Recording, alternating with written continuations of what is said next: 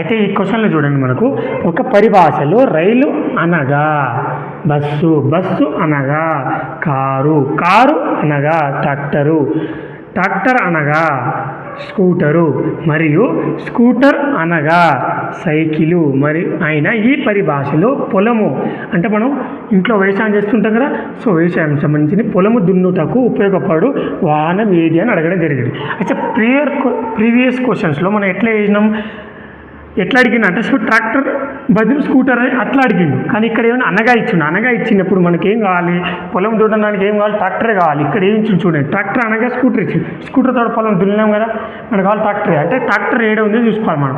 అంటే ఎక్కడ నుంచి చూడండి ఒకసారి, ట్రాక్టర్. స్కూటర్ అనగా సైకిల్, ఇక్కడ చూడండి ఒకసారి.